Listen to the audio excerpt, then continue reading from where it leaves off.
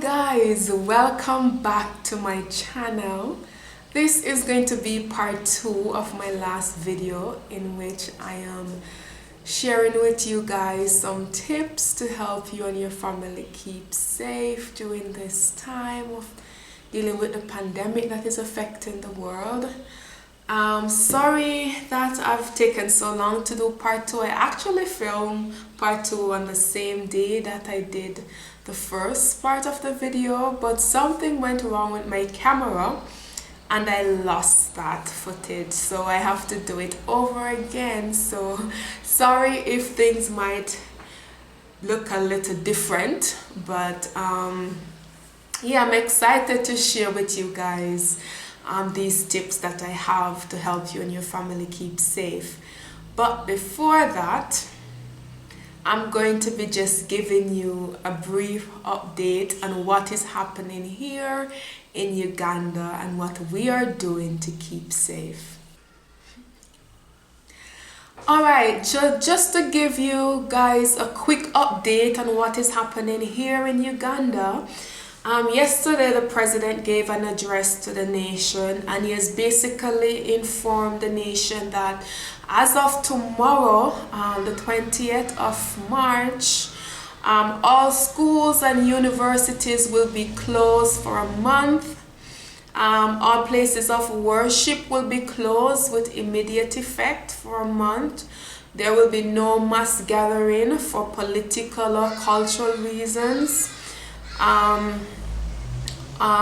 All inbound flights, etc., travel into Uganda has been banned for foreigners.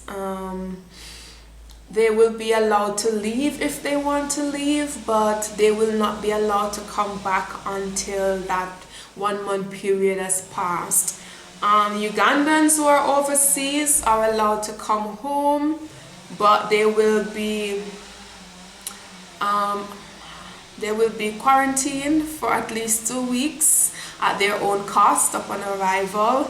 They are strongly advised to sit out this pandemic wherever they are. And what else? There are a few more things that have been put in place. I think there will be other operational procedures discussed for like hotels, agricultural workplaces and stuff like that. Large weddings and funerals have been put on halt for now. Public places such as cinemas, restaurants, pubs and bars have been closed for a month. Okay. And basically the population has been advised to just to prepare and be as informed as possible, to eat properly in terms of nutrition, take as much vitamin C and folic acid and stuff like that, and just to stay put for the next month.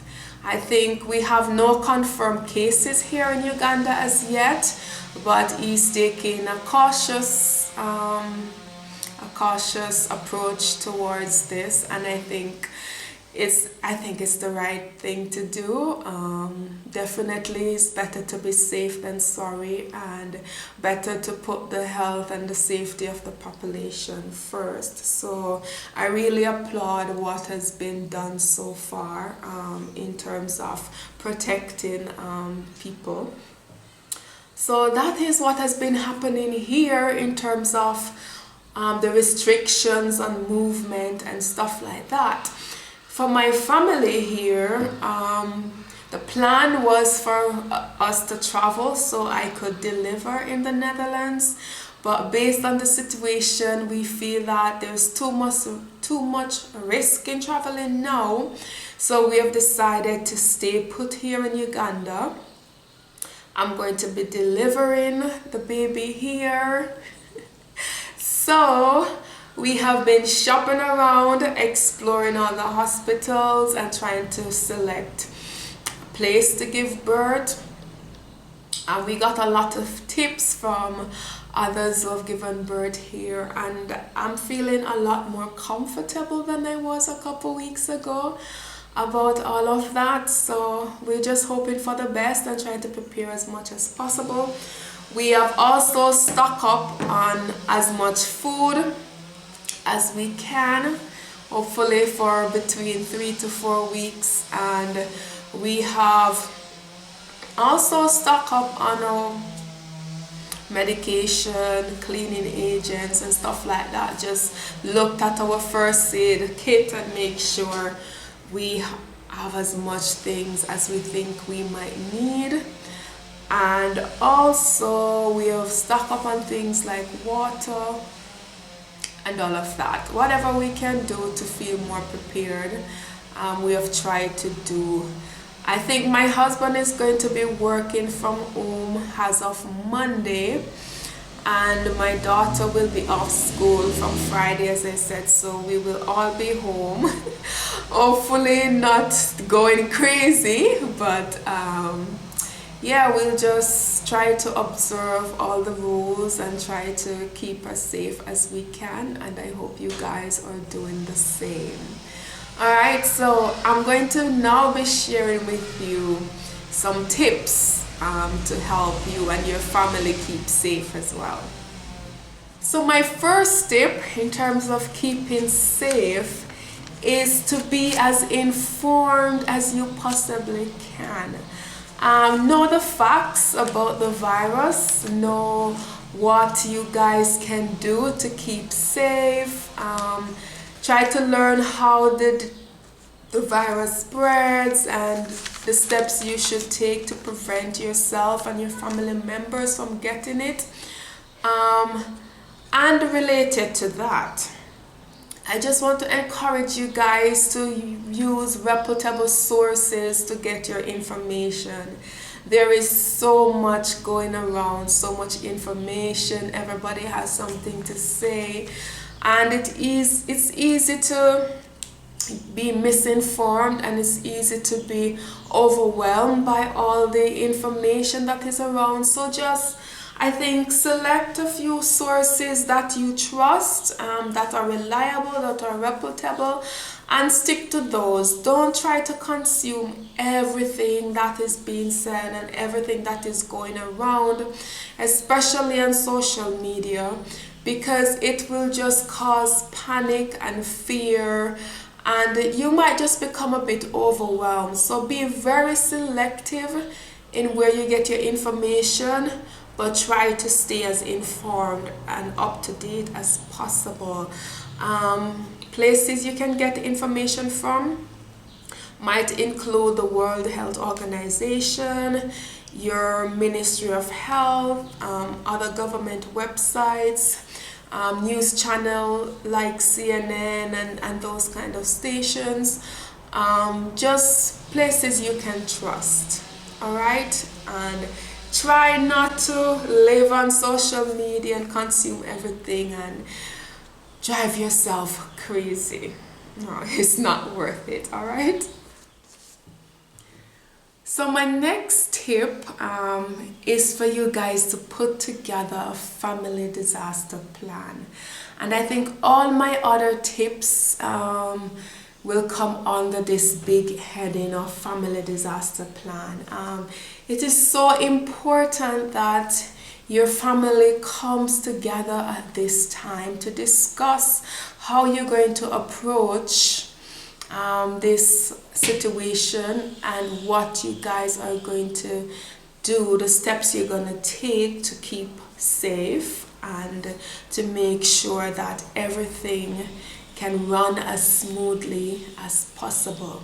And the first thing I would want to encourage you guys to do as a family, as you put together your plan, is to be informed.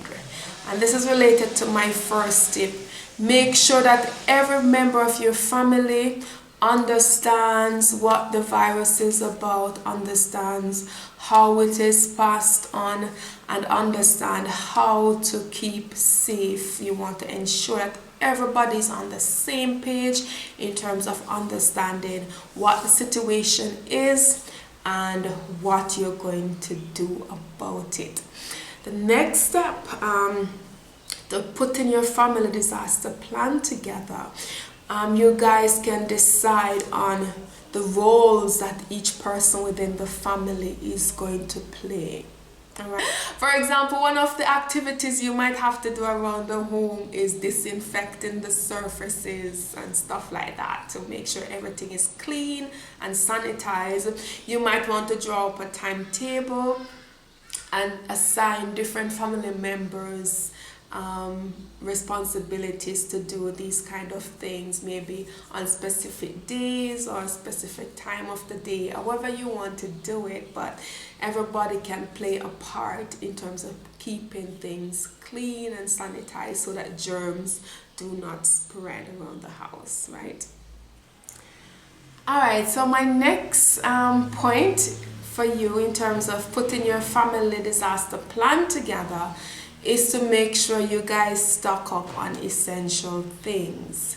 And in terms of the things you might need, one thing to do is to ensure that you have a well-stocked first aid kit. Make sure that you have enough medication for anyone who is sick in your family, at least for 2 weeks to a month, as much as you can afford. If you can afford a month's supply, then try to do that. If not, have a minimum of 2 weeks supply. So stock up on medication, stock up on disinfectant, gloves. So food, make sure you have enough food for at least a minimum of 2 weeks. Make sure you have enough medication, especially for persons within the family who are sick. Make sure you have enough water, adequate supplies of cleaning and sanitation products. Just try to have a minimum supply of at least 2 weeks of everything your family will need, so that you can stay home and don't have to go out and put yourself and your family at increased risk. Okay, the next thing I want to encourage you to do is to make sure that you have your emergency listing put together.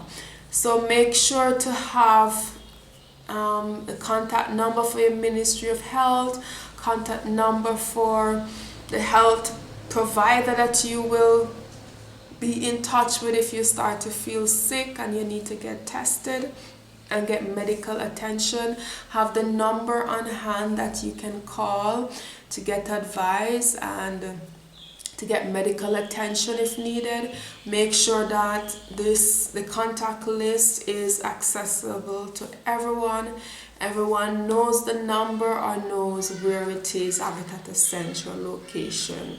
So everyone within the family knows who to call and where to get help from if help is needed. As they say, it's not advisable to just show up at the hospital or at your doctor's office without calling first to get advice on what to do. All right. The next thing you want to be doing is to just discuss, especially if you have kids. I know the kids are home right now, so you want to put a plan together for them, a plan in terms of being able to continue their education, doing school activities, learning from home, but also putting things together to ensure there's a lot of fun activities and supplies for them to be entertained, whether it's gonna be things for art and craft and things, games, movies, educational learning websites that you can take advantage of and stuff like that. Just make sure that you have as much organized as you can for the kiddos, okay? And even for yourself, Make sure that you have the movies you like, the snacks you like, whatever makes you feel good and comfortable and relax. Try to have that around. Try to build that vibe inside your home so that you are comfortable and don't go out of your mind in no time being stuck in the house, you know. Books you like to read, go online. I think you might be able to find a lot of free books now available. Download some books to read and stuff like that. Whatever you guys can do, just put together a good comprehensive entertainment package so that you guys are well taken care of. Alright, I hope these tips were useful. And if there's anything you guys want me to talk about or share or keep you updated on, please let me know. Thanks again for watching, and please like this video and share it, and I will see you in my next one. Bye.